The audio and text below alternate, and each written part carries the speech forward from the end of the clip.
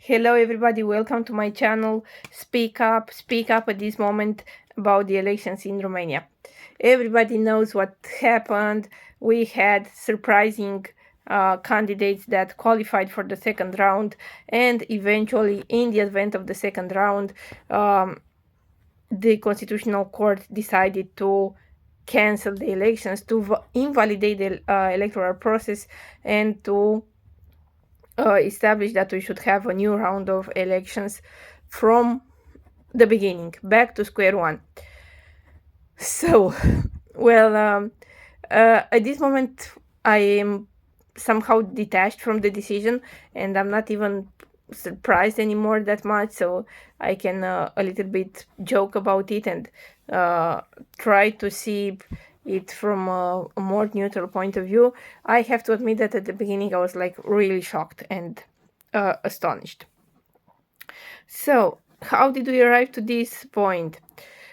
Basically, we had two candidates that were qualified for the second round. That was like really surprising because she was coming from a quite small party, a very loud but small party, and he was not covered at all on traditional media. So you would have the feeling that he would get something like 2-3%.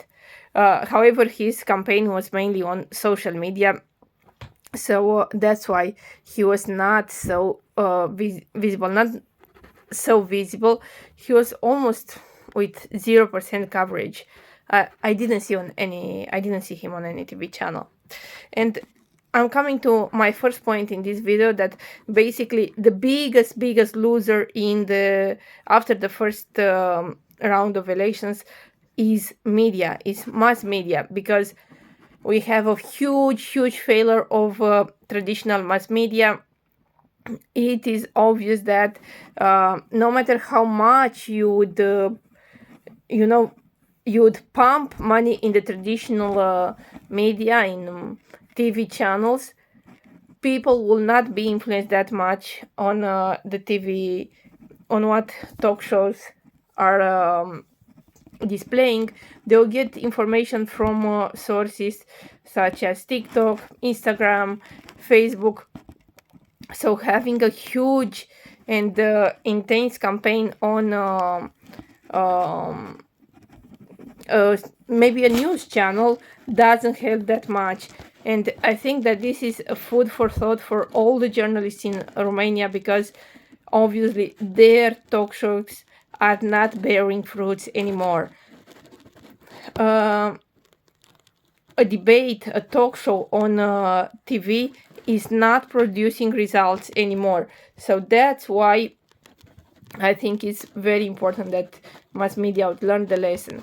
Either because they are too biased, they take sides in a matter that is very disturbing, is quite aggressive, is quite annoying for the public, or because they simply consider that they have the power to decide despite the public opinion.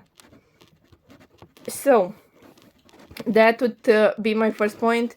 As I said, big failure for the media. The second thing that that I want to mention is related to the two candidates who made it for the second round.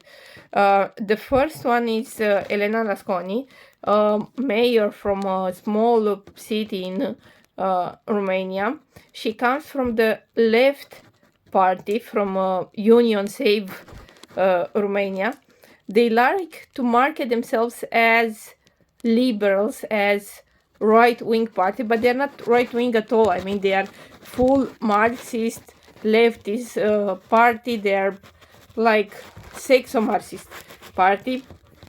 I'm not saying this in a mean way or something, but it is what it is. I mean, they are not right-wing party.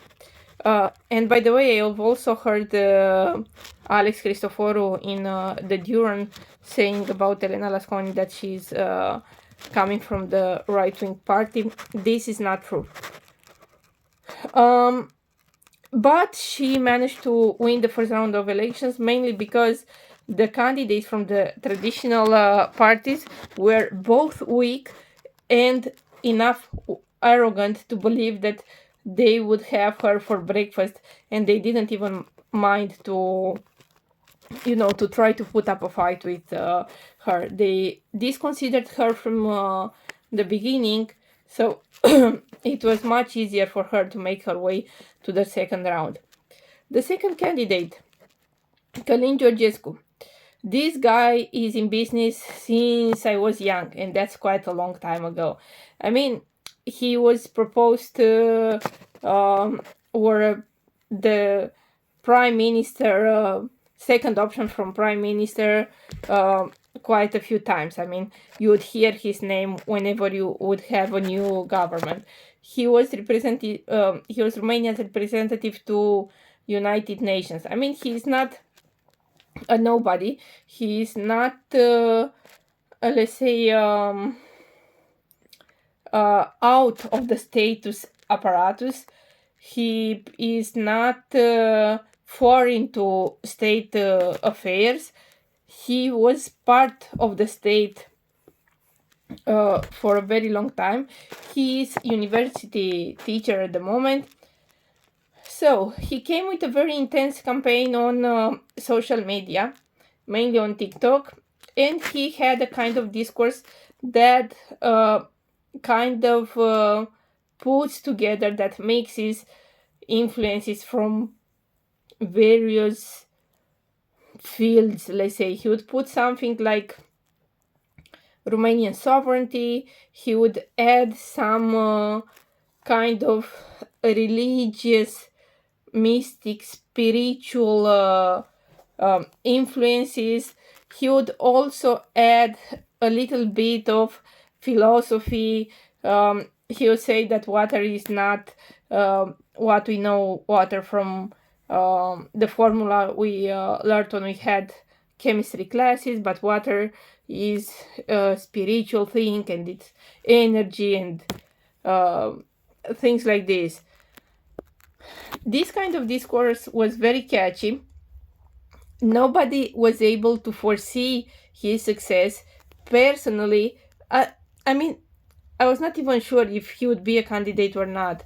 I mean, I thought that he would be a kind of candidate of to add the maximum, let it be 3%, but that's it, no more. So, given the fact that he had zero visibility on traditional media, and also also in the verifications that were done, he was not even mentioned. I mean, you would see polls, opinion polls about elections, and he would not even be mentioned. I mean, of course I knew that he would be a candidate, but it was at that level that you're not sure if he will decide to withdraw or not. So his visibility was so low that definitely you wouldn't count him as a candidate. But most probably this is the thing that basically helped him a lot, that he would be kind of put at the side by the traditional media, and his success on social media would grow day by day. So this is more or less about the candidates. Just to mention also about Călin Georgescu that he has a kind of discourse, kind of, nerds, wannabe boyfriends in high school that are mixing a lot of information from various fields just to try to make up an argument for what they want. This kind of boys that wouldn't tell you that you are beautiful, they would tell you something like the moon is your reflection in your brightest days, or something like this. Well, this kind of discourse was very catchy for the people, and he, not only that he made it for the second round, but he was the one who managed to gather the most votes. Um, Basically, this is why I also say that I don't believe in his discourse that much, or I find it hard to believe, because I believe that he is a statesman. I mean, he's part of the the state apparatus. I don't think that he will be an what we call anti-system um, president. I don't believe in that. He presents himself as anti-system, but I don't think that he will keep this line for too long. Okay, now he will not keep it because the elections were invalidated, but generally this was the point of my concern about him, and here is the point where I really doubted him. So, as I mentioned previously, the elections were finally invalidated by the Constitutional Court. It was a kind of roller coaster that we had to go through these days. Initially, they said that they will investigate that allegedly Călin Georgescu was held by robots who were making campaign for him on TikTok. Still, my misunderstanding it is that, well, maybe robots were making campaign for him on TikTok, but it's like normal people that went and voted for him. He got the votes from normal people, normal human beings with 2 legs, 2 hands, that woke up one day and decided to go to vote for him. So, coming to the first argument, so they started an investigation. The Romanian Services of Information said that basically it was all right, it was legal what happened. We had the decision of validating the elections, and few hours later, like 2 days later, they say that, well, it will be the case that the elections will be invalidated. Shock for everybody. One argument that comes up at this point is that they expected sorry they expected the woman candidate to make it up, like to manage to get better scores in the second round. And as the time was going by, it was very, very obvious that it wouldn't happen, that she will not manage to get more votes than Călin Georgescu. Therefore, despite the fact that for the second round the vote had already started in diaspora, people were already voting, the Constitutional Court decided that the elections would be invalidated, and at a later stage, a few months later, we'll have to vote again from the beginning, back to square one. Incredible.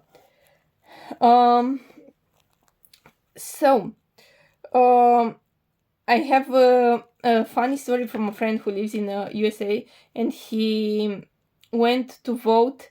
I don't remember where exactly in USA. He went to vote, and the Constitutional Court had already announced the invalidation of the elections in Romania, but the consular there in at the Romanian embassy was not sure how to proceed because they had no information, and they're like, well, you can keep voting up until we get any news about that, because nobody told them what they were supposed to do.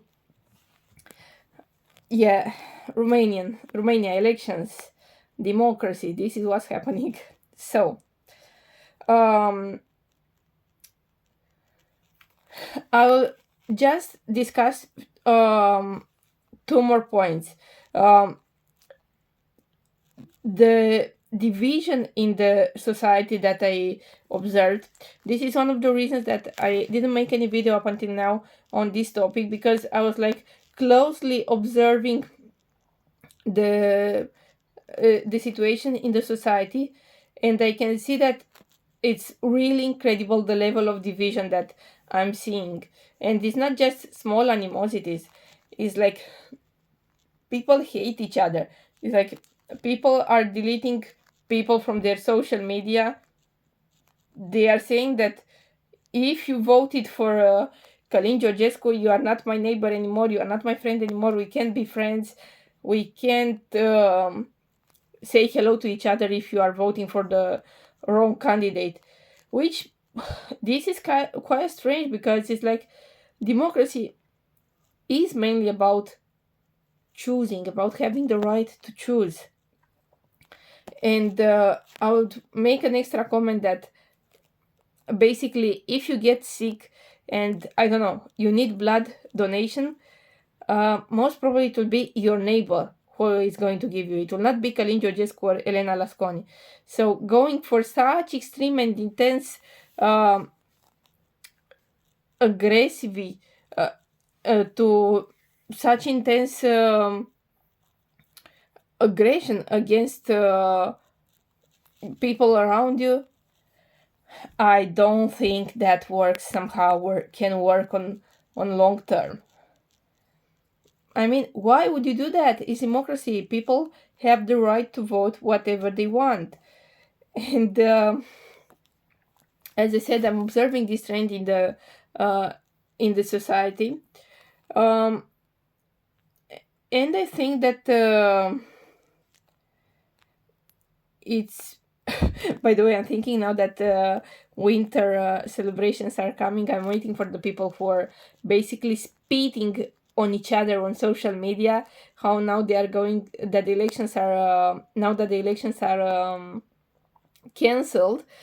I'm wondering how they are going to say Merry Christmas to each other. This is going to be really fun. Like, come on. Incredible stuff from my point of view. So I'll just say a few things more about journalism and mass media, because this is really of my interest. I mean, after the first round of elections, it was such a huge campaign on traditional media against Călin Georgescu.